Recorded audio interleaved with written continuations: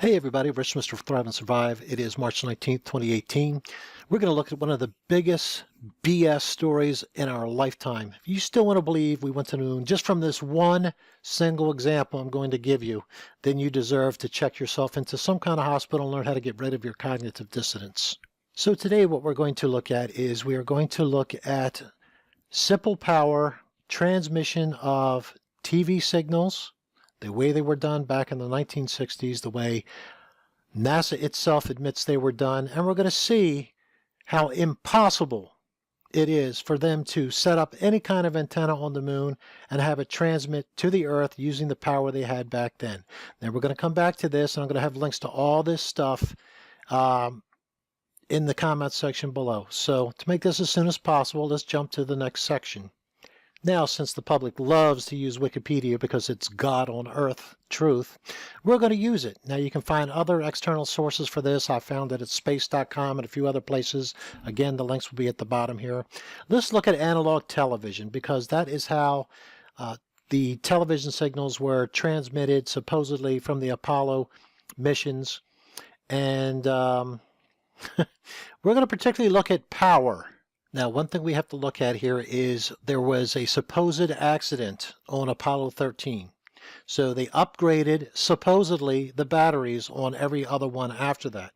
But we're going to look then at, let's look at Apollo 13 and before, because we had Apollo 11 and 12 where they did plenty of transmissions from the moon. And I'm not even going to get into the part that the Earth was spinning, the moon was spinning, they're moving in conjunction from one another.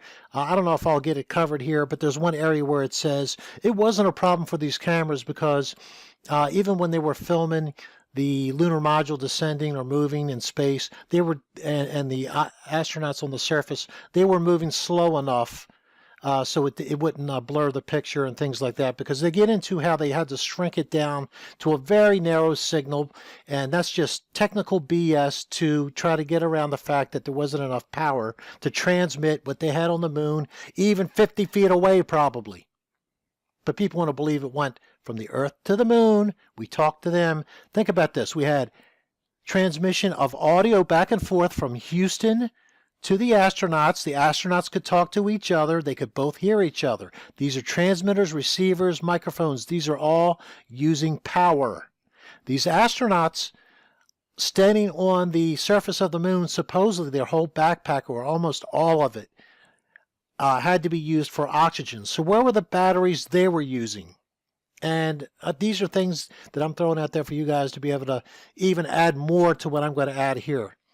So now the LM, that's the lunar module. That's what we're concerned with, because when the lunar module was on the moon, it's not connected to the service module, which was supposedly rotating around waiting for them to come back. And it tells you what the electrical system was designed for. Guess what? None of it ever mentions powering the antenna itself. Can you believe that? They had a whole 65 kilowatts per hour at 4 kilowatts max for a 35-hour lunar stay. So check this out. They couldn't use more than 4 kilowatts. That's 4,000 watts of power.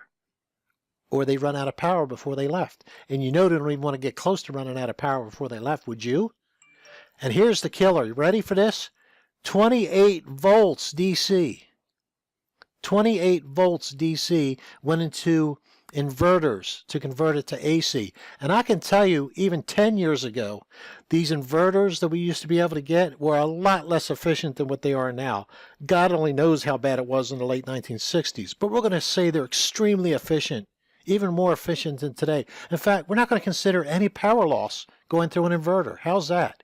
And I'm not going to use any power loss going through wires. And I'm not going to consider any power loss transmitting from the air or through no air. I don't know what it's transmitting through. I guess it's just unimpeded. But from the surface back to the lunar module, through the antenna, and then back to the Earth, and then from the Earth back up. We're not going to even account for that.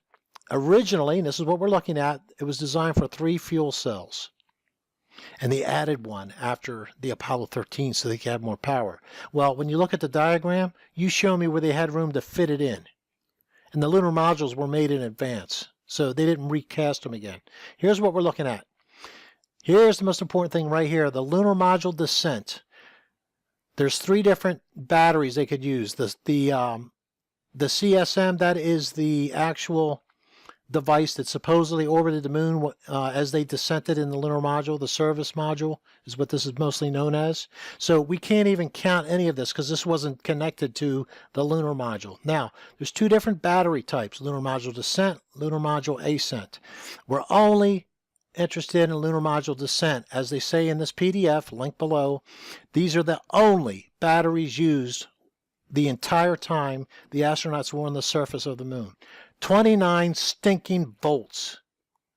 It's a little bit more than 2 car batteries, guys. 400 amp hours capacity. They couldn't use much, and plus they're in, what, 251 degrees Celsius, I think it is, during the day, and minus whatever if it's in the shade. Very efficient. We're only interested in the, like I said, the details are in this thing. I'm not lying to you. Look it up. They're only using the lunar module batteries when they're on the surface, period. Now here's the design where they put the batteries in. And of course they're showing them very sleek and thin and everything, like they could just slide them into the wall or something. I'd like to see a 29 volt battery, even today, with 400 amp hours each, be a nice little thin thing you can just slide into the wall. How come the technology hasn't reached us yet?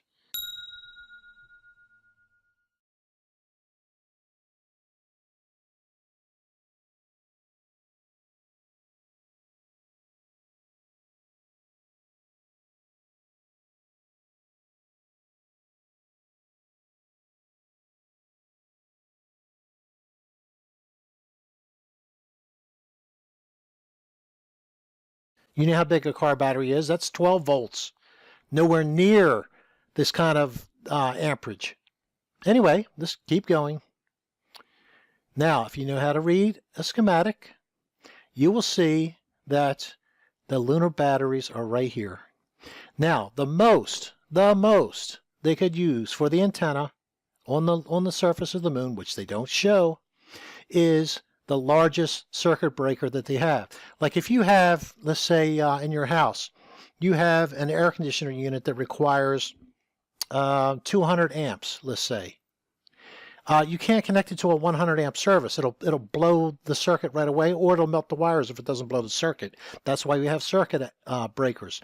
Most washers and dryers in the United States either run on 30 amp or 50 amp type of things, and you can't overload them. You can only go as much as the highest amp you have. Now, what's the highest here? Total is 100 amps. Now, as they keep going out, you'll see that each bus that goes out to these different subsystems, they only get 30 amps each. So 30 amps is all that was available on the surface. These 100 amps, if you know how to read a schematic, these are all internal. They don't get to the outside, but we're going to say they do. We're going to say 100 amps goes out to the antenna. All the power, 100% of the power we're going to use for the antenna when they're out there, okay? Here we go. Lunar battery was a spare added after Apollo 13. So we don't care about that. We're going to use Apollo 11, the most famous one, the first time on the moon, as the example. All right, so the most important thing to remember is they had 100 amps available in the circuit. And here we go. 400 amp hours capacity. Nothing, as you're going to see. So let's look at something else here. Now let's take a look at something that everybody can relate to.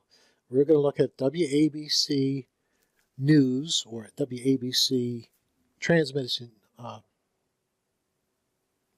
going to look at WABC out of New York City, which has its antenna on top of the Empire State Building. So there's absolutely nothing in the way, no terrain, no other buildings. It's the highest building there other than the World Trade Center buildings, and the antenna faces southwest, so that's not even facing towards it. So let's look at WABC, and we're going to look at analog, because analog is what they used in the 60s and 70s, and I already know what somebody's going to say. Yeah, they had technology ahead of ours. They went digital. Well, stuff your ignorance where it doesn't show, and then pull it out again, wipe your face off, and learn that digital requires much more power than analog. So I'm giving NASA every benefit of the doubt here.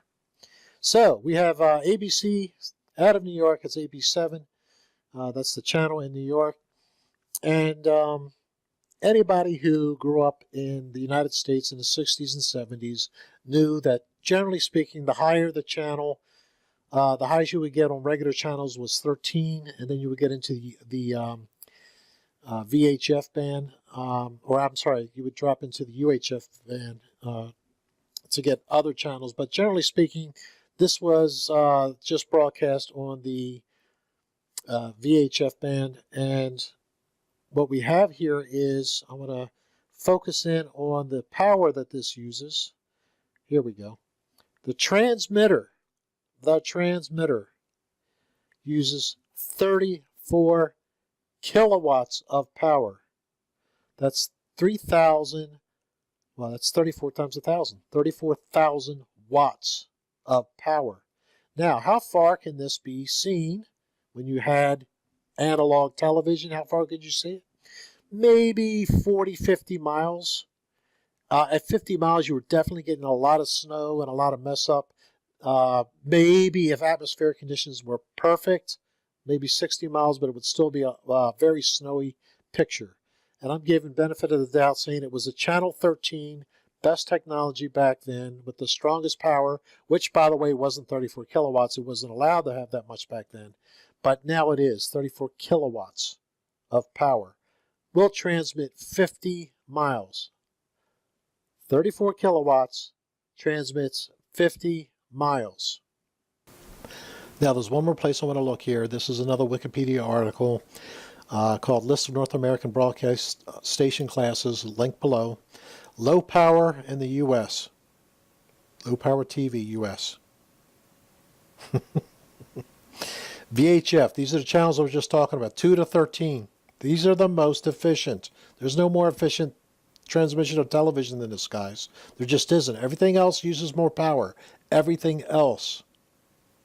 This is why VHF was picked for the main channels in the United States. It's because it was the most efficient. There's nothing more efficient to transmit television signals. 3 kilowatts. Analog video. That's what we're talking about.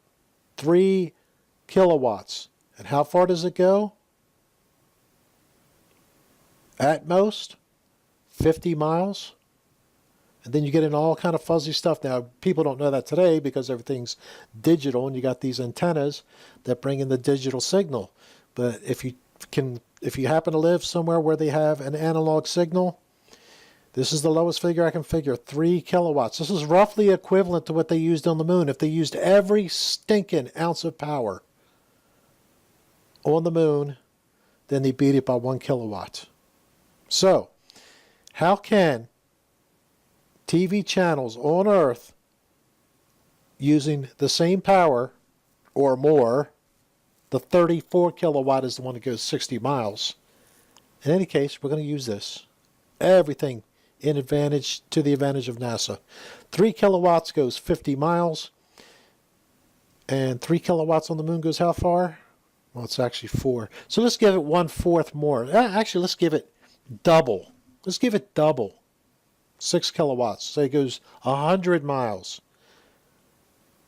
And if they used 100% of the power, they're not keeping air conditioning or heating going on in the lunar module. The computer's not working. The oxygen inside isn't going. It's not keeping the inside pressurized and all that kind of stuff. Light systems. Again, no loss of power because of going through inverters and different wires and different things like that, which cracks me up. There's a picture, if I find it, I'll put it in here, which showing the camera outside in supposedly 251 degrees Celsius temperature in the sun, and it's got the regular plastic coating on the wires going to it. It's just absolutely insane that we believe this stuff. Anyway, so doubling the power gives 100 miles, way more than what they could possibly use on the lunar module. And what are we told? We are told that only 4 kilowatts, if they use the entire max, risking being able to take off, they were able to transmit 232,000 miles. Not only that, but the moon was moving, the earth was moving the entire time. All they did was go out and stick the antenna out and point it straight up in the sky. There was no rotation of the antenna, nothing like that. And look at this too. You see the antenna up here pointing straight up?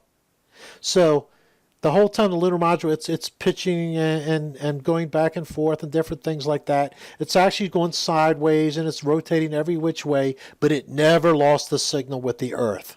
Come on! Are you serious? No. You're freaking insane if you think that 4 kilowatts could transmit 232,000 miles with an antenna that was never pointed straight at Houston. And if it was only for the slightest moment. It never rotated. The astronauts left it there the entire stay. Absolutely insane stuff. We didn't go to the moon, guys. Wake up. Okay, guys, let's drive the point home with 4 different pictures. You know, it's okay to be fooled once. We were naive at one time. We were brainwashed, actually, into believing our government no matter what. If you haven't seen the other people's videos, I even did a video on the subliminals they used to do, trust the government, things like that, when they used to play the national anthem when the television stations would come off at night. But bury your pride and just look at what we're looking at. 251 degrees Celsius. Transfer that to Fahrenheit. This is just regular plastic wire going out to the camera. Don't worry, it gets better. Here's a close-up of the camera. Look at this plastic wire going up to into here. And then you have this on the front here. This isn't even coated. So now you can see all the plastic wire wrapping around this going all the way up to the outside. Absolutely freaking nuts. Look at this thing. How much power do you think this thing consumed? Oh, brother. Technology, huh? Yeah. Yeah. Now, check this out. I only brought this in for a couple of reasons. One, check out the foil here. Tin foil, aluminum foil, who knows what. Would not withstand those temperatures. But here's the thing that cracks me up. Look down here at the pad. There's more dust in here than when it landed on the moon. The famous pictures where they're landing there, and there's no dust in here, and there's no blast underneath the the engine. Oh, guys, bury your naivety, please. We never went to the moon. Take care, guys. Oh, one last thing. They never were able to land us, ever. 100% failure rate landing this thing. And yet they said, oh, well, they'll be able to do it. And sent it up, and then everybody perfectly did it. Wake up. Take care, guys. Bye.